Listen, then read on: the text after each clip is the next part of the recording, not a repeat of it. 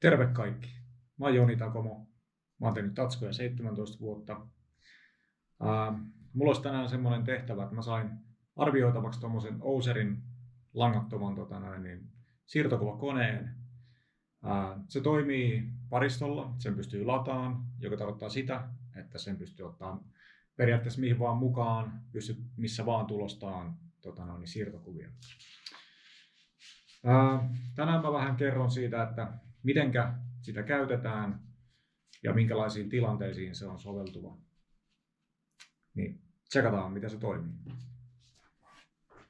Kaikkihan tietää, ketkä on messuilla käynyt tekemässä tatskoja tai muuten vaan vierailemassa jossain muualla. Niin usein ongelmaksi tulee varsinkin messuilla se, että esimerkiksi tulostimet ei toimi tai ylipäätään ei ole tulostinta tai stencil-koneita on vain yksi ja messuilla on 200 tekijää. Eli joudut jonottelemaan siellä ja sitten usein siellä on ihmisiä, jotka ei osaa sitä hirveästi käyttää.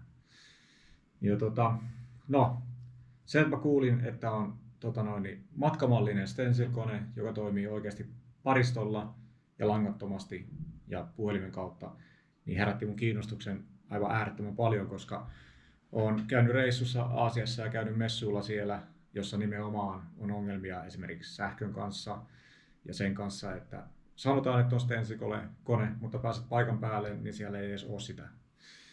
Niin tavallaan, että sulla pitää olla koko ajan aikamoinen backup siinä hommassa ja näin poispäin. Mutta katsotaan, jos tämä on oikeasti hyvä ja mä annan puolueettoman arvion tästä koko laitteesta ja näytän, miten se toimii. Jos mä totean, että tämä on hyvä, niin tämä menee ehdottomasti käyttöön joka reissulle mukaan ja en voisi oikeastaan parempaa toivoa. Okei, eli homman nimi on nyt se, että mulla on tässä paperilla kuva ja Ouserilla on semmoinen oma appi kuin Quick Stencil ja sen appin avulla sä voit ottaa valokuvan ihan mistä tahansa kohteesta ja muokata siitä kuvasta siirtokuva itsellesi, joka sitten tulostuu tuon kyseisen laitteen läpi. Ja optiona on myös se, että sä voit hakea vaikka netistä kuvan tai sulla on siellä puhelimessa se kuva. Joku lähettää sulle sen kuvan siihen. Sä voit yhtä lailla käyttää sitä kuvaa tulostaaksesi sen sitten ulos. Mutta tällä kertaa me tehdään nyt niin, että mä otan kuvan kuvasta, mikä on paperilla. Ja se kuva on tässä. Eli lähdetään tekemään tuommoinen keskiaikainen ritari. Katsotaan minkälainen tulostus siitä tulee, minkälainen siirtokuva me saadaan aikaiseksi. Ja sitten kun se on tulostettu se siirtokuva, niin mä stencil-staffilla sen sitten siirrän itselleni ja testaan vähän green-soapilla pyyhkiä sitä ja katsoa, miten se kestää se muste siinä iholla. Hyvä. Alright. Sitten valmistellaan siirtopaperi tähän koneeseen. Ja ensimmäisenä me tietenkin laitetaan kone päälle. Eli pidetään virtanappia käynnissä muutama sekunti. Antaa ilmoitus äänen, että nyt se on päällä. Mukanaan tuli siis USB-piuha, eli tällä ladataan kyseistä laitetta.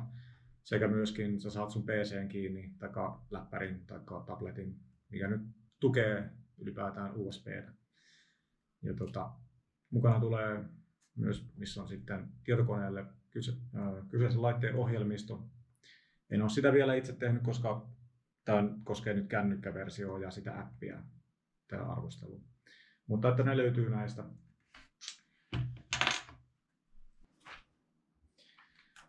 Käytetään Ouserin omaa paperia, joka on siis A4-kokoista.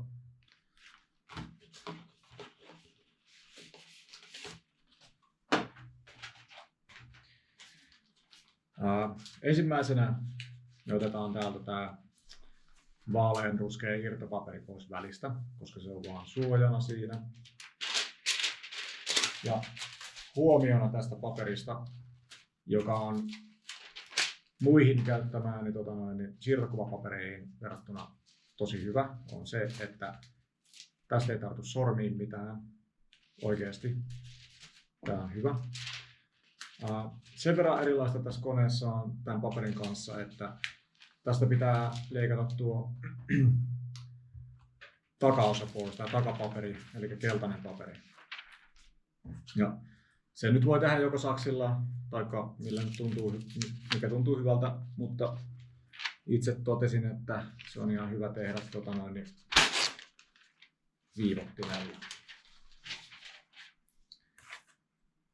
Alright. Eli kone on päällä ja tärkeintä on nyt se, että sulla on tässä 2 paperia. Sulla on toi itse sininen kalvo, missä on toi siirtoväri ja sitten sulla on tää, mihin se siirtoväri tarttuu.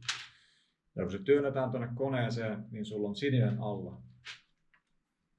Ja käytät kumpaakin kättä, asetat sen suoraan sinne. Ja sitten kun sä viet sen tarpeeksi pitkälle, niin se kone imasee sen sisään. Ja jos tuntuu, että se meni pikkusen vinoon, tässä edessä on sitten 2 nappia, jotka sitten avaa tämän. Voit avata sen luukun, ottaa pois, pistää luukku kiinni, testata uudestaan.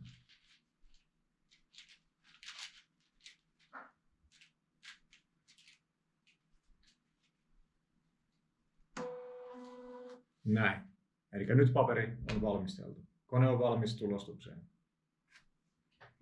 Eli seuraavaksi otetaan tästä tosiaan se valokuva. Sulla on se appi auki, QuickStencil, ja se on yhdistettynä tuohon.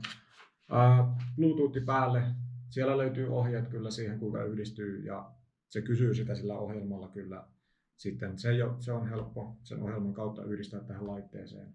Ja kun se on tehty, niin sen jälkeen ne puhuu toisillensa.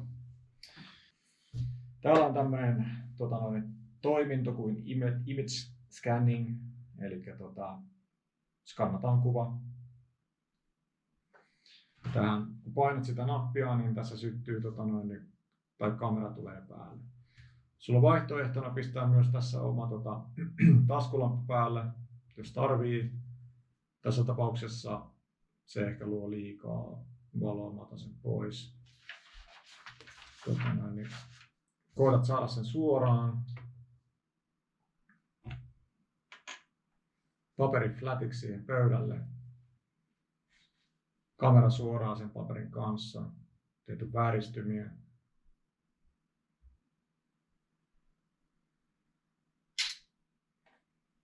Noin. Kuva on siinä. Seuraavaksi sä pystyt rajaamaan sitä tästä samalla, kun sä oot heti sen jälkeen, kun sä oot ottanut sen kuvan. Eli saadaan turhat pois reunalta tässä vaiheessa. Noin. Ja tässä vaiheessa on tärkeää, kun sulla on tämä alkuperäinen malli tässä nyt esillä ja kuva on otettu, niin se tallennetaan oikeasta yläkulmasta. Siellä on sellainen nuoli alaspäin, niin se painetaan sieltä, niin se tallentaa sen sun kirjastoon. Se löytyy sieltä sun valokuvakansiosta puhelimesta. Sitten mennään takaspäin. Hylätään kaikki muutokset, koska sulla on se kuva siellä tallennettuna. Palataan alkuruutuun. Mennään tuonne Photo Editing. Otetaan se kuva sieltä uudestaan auki.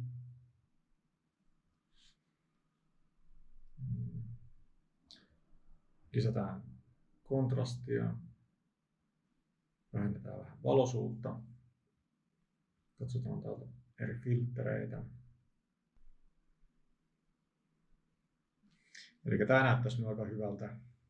Tässä on vaihtoehtona toki tämä, mutta tämä menee ehkä jopa tässä kuvassa pikkasen sotkuisemmaksi. Tavallaan vaikeampi ymmärtää mustia alueita, joten mennään tällä. Ja nyt tallennetaan tämä albumeihin, eli kuviin, omiin kuviin.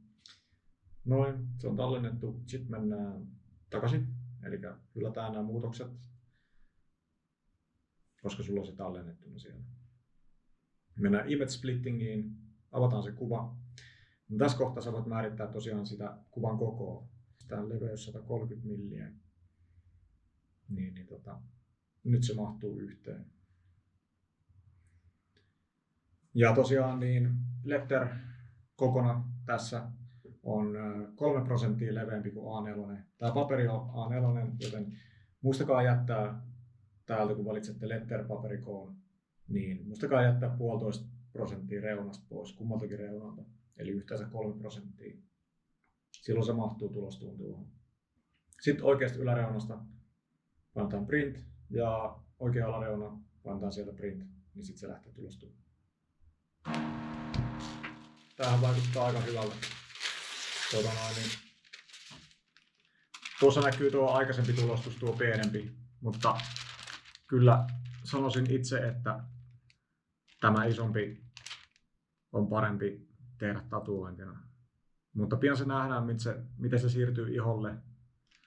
Ja katsotaan, miten se kestää pyyhkimistä. Ja jos se kestää hyvin, niin mulla ei oikeastaan mitään valittamista tästä koneesta. Tämä on niin kuin oikein hyvä. Mutta seuraavaksi nähdään se. Nyt olisi aika sitten leikata kuva irti ja ruveta katselemaan siirtokuvaksi sitä tässä. Mulla ei nyt tässä satu olemaan mallina ketään muuta kuin minä itse, kehen pistää se siirtokuva. Mutta ei se haittaa. Eiköhän me se saada kuitenkin idea selville siitä, että kuinka hyvin se pysyy siinä iholla. Se vaan, että kuinka paljon löytyy tyhjää, mihin siirtää tämä kuva, niin se nyt on taas sitten asia erikseen, mutta eiköhän me jotain keksitä.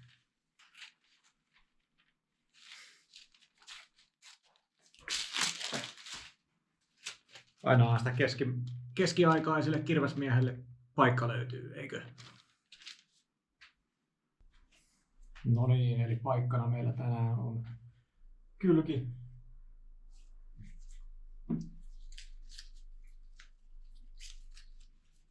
Stencil Staffilla.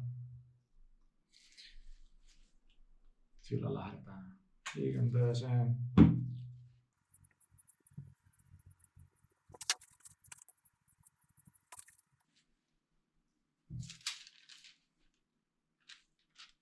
Ensimmäinen kerta se tämäkin.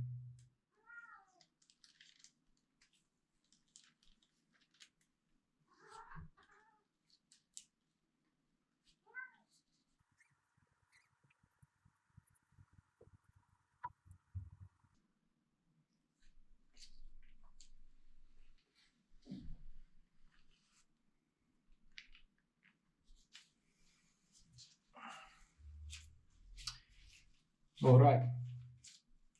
Sitten annetaan kuivahtaa se noin 5 minuuttia ja testataan vähän, että miten se siihen sitten asettuu.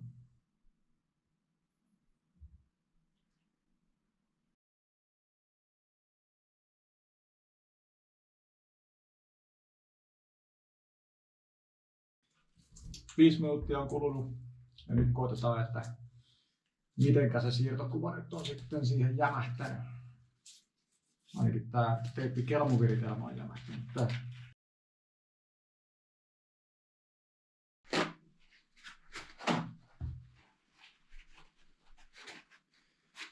Eli ihan perus green soapia lantrattuna 1/10 veteen. Niin katsotaan.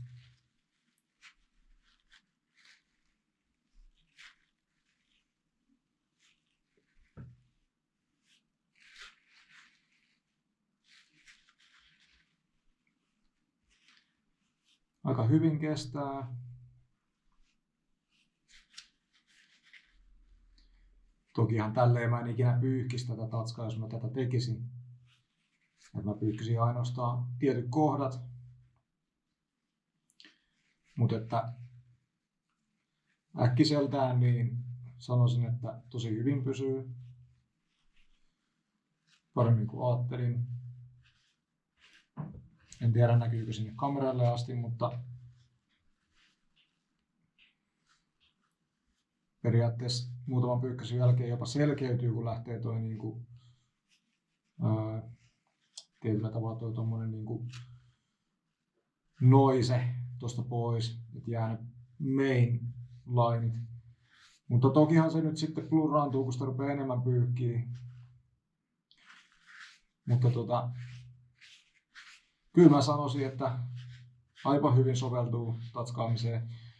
Toki toki teen tästä vielä testin, että teen oikeasti tatskan tämän kanssa, mutta että tämmöisenä testinä niin menee läpi.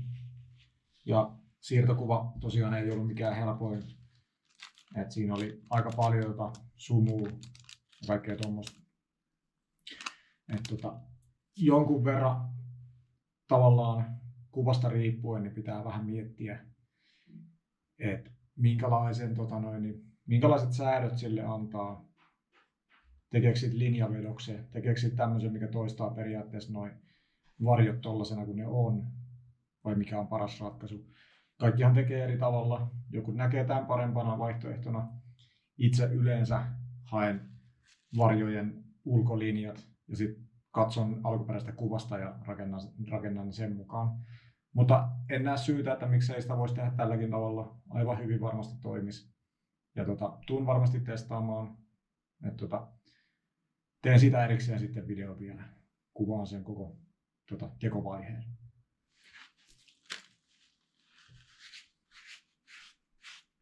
Mutta näin. Kiitoksia tästä. Toivottavasti jotain hyötyä oli opetuksista. Kysyttävää, jos tulee jotain, niin voi pistää kommentteihin. Vastaan mielellään ja testaan kyllä erilaisia ominaisuuksia kyseisestä laitteesta, koska on hyvä, tykkään. Ja siis toi mobiilius on niin kuin todella jees. Odotan innolla, että lähdetään reissuun syksyllä, niin mä otan ton messiin ja periaatteessa mahdollistaa mulle missä vaan. Niin kuin mistä tahansa aiheesta loppupeleissä tatskan tekemisen, koska mä voin ottaa kuvan vaikka piitsiltä palmusta ja tehdä sen tatskana ihan 5 minuutissa periaatteessa.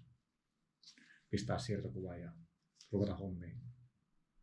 Mun mielestä aika jees. Ei mitään. Jatkoja.